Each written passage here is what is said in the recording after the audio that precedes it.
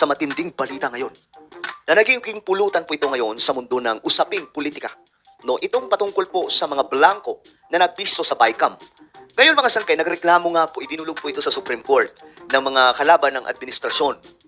At ngayon mga sangkay, ang Supreme Court nagsalita na. Ang tanong dito, ito na ba ang magiging katapusan ni Pangulong Bongbong Marcos? Dito na ba masisira ang pangalan ni Pangulong Bongbong Marcos mga sangkay? O naninilikado nga ba siya? Pag-uusapan po natin yan. But anyway, before we start guys, pakisubscribe po muna yung ating YouTube channel. Makikita nyo po yung subscribe button sa baba ng video na to. I-click nyo lamang po yan. Then click the bell and click all. Alright? Okay, very interesting topic ito mga sangkay ngayon. Ako, ito kasi ang nangyari. Ito. Korte Suprema. Pinasusumite ang orihinal na kopya ng 2025 National Budget. Ito na, original. Sa malamang mga sangkay, ito po ay sa, titingnan po mga sangkay, yung sa GAA. Kasi yun po yung isinumite doon po sa presidente ng Pilipinas na inaprubahan. Ngayon mga sangkay, tingnan po natin kung ito na nga ba ang magiging katapusan ng isang Bongbong Marcos sa Malacanang. Well, tingnan po natin. Hinihingi ng Korte Suprema sa Malacanang at sa Kongreso ang kopya ng 2025 National Budget at ang orihinal na bersyon ng mga panukalang ito. Okay, ngayon masaya po ang mga tumutuligsa sa pamahalaan. Masaya po sila. Nagdiriwang po sila. Oo, ito na yung katapusan ni Bongbong Marcos. Matatapos na ang kanyang panunungkulan dahil po dito. Masisira na siya. Well, magkukomento tayo mamaya mga sangkay tungkol dyan. Kasunod po yan ang mga alegasyon ng irregularidad sa pagpasa ng pambansang pondo. Nagbabalik si Malan Enriquez.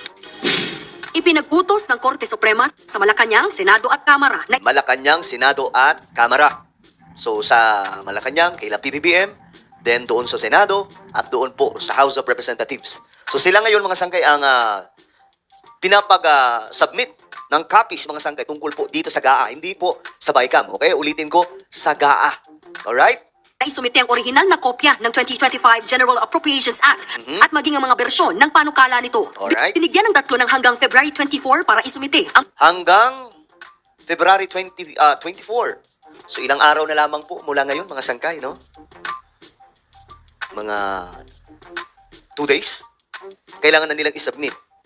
Ngayon, well, pag-usapan natin yan. Mamaya magre-react tayo mga sangkay. ang mga dokumento para yan sa gagawing preliminary conference sa February 28. Inihain ng mga kaalyado ni dating Pangulong Rodrigo Duterte na sina dating Executive Secretary Vic Rodriguez at Davao City Representative Isidro Ungab ang petisyon sa SC. Paniwala nila may unconstitutional irregularities sa pagpapasa ng 2025 budget. Okay. Gaya ng pagbibigay ng zero subsidy sa PhilHealth, Alright. iligal na pagdadagdag ng pondo kahit walang rekomendasyon ng Pangulo, at paglobo ng budget ng DPWH. Okay?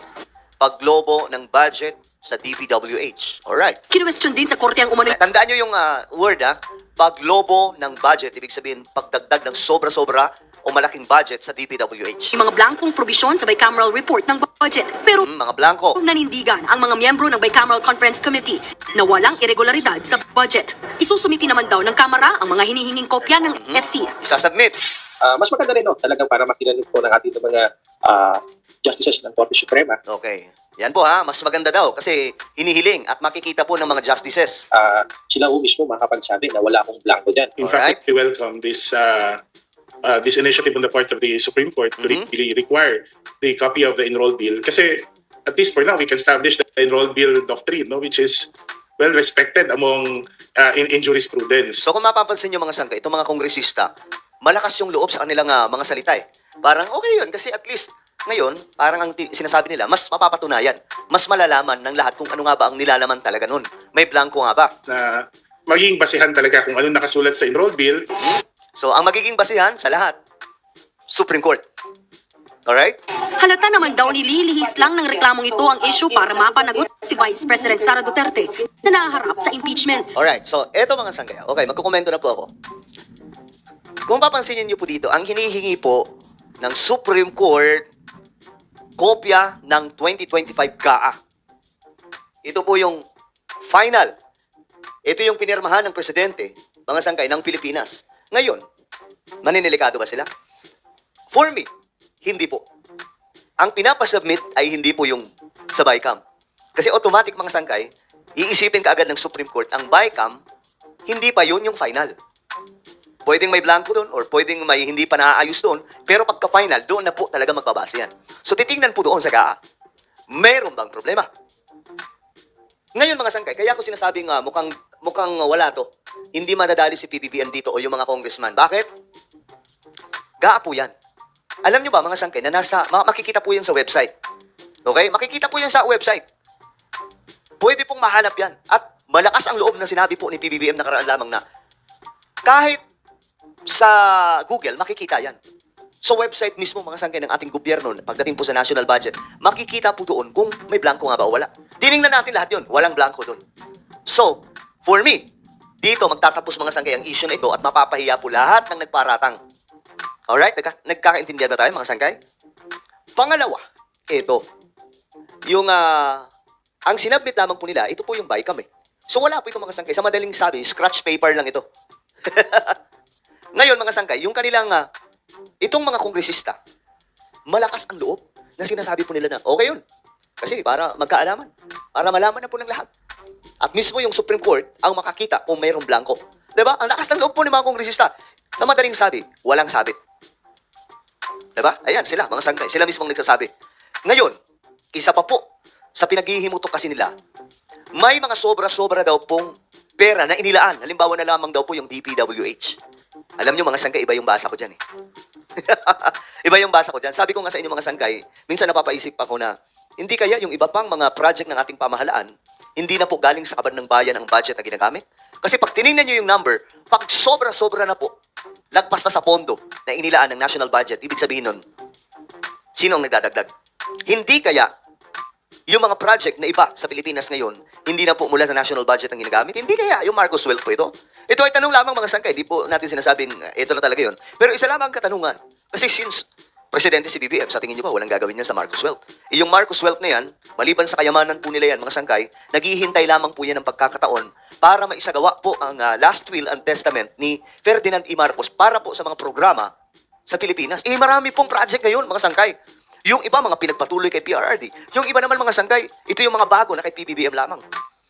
Hindi kaya yung ibang mga project dyan, yung mga parang mahiwagang numbers na nandoon po, mga sangkay, na parang lagpas-lagpas na. Hindi po kaya pinunduhan na po yan na hindi galing po sa kaban ng bayan. Kasi kahit noon, mga sangkay, may mga project po sa Pilipinas na pinatayo, hindi na po gumamit ng pera ng gobyerno, pera na po mismo ng mga Marcos yun eh. Diba, mga sangkay? Kung babalikan po natin yung kasaysayan, yun po yun talaga. So, ngayon, hindi kaya ito ang nangyayari. Halimbawa na lamang po yung PhilHealth. Sinasabi nilang walang budget, walang subsidy. Pero mga sangkay, magulat ka, ang dami pong benepisyo. Diba? Parang dumoble o triple pa po ang pondo, mga sangkay. Diba, mga sangkay, nakakagulat. So ngayon, for me, talo na sila dito. Ito po yung magpapatunay. Sa tanong, mga sangkay, na ito na ba, maninilikado na ba si BBM dito? Malabo po. Pagkos baliktad po ang mangyayari. Matatalo po yung mga nag-file, yung mga nagprotesta, na ipawalang bisa yung national budget ng 2025. Diba? Well, kayo mga sangkay, anong basa niyo po dito? Anong opinion niyo? Just comment down below. Welcome to Team Sam TV, your channel for the latest news updates. Here, we break down the biggest stories from around the globe, covering everything from breaking news to politics. Whether you want to stay informed or just catch up on what's happening, we've got you covered. So, don't forget to subscribe and hit that notification bell so you never miss out on the latest news. Join the Team Sam TV family, and let's explore the world together, one update at a time.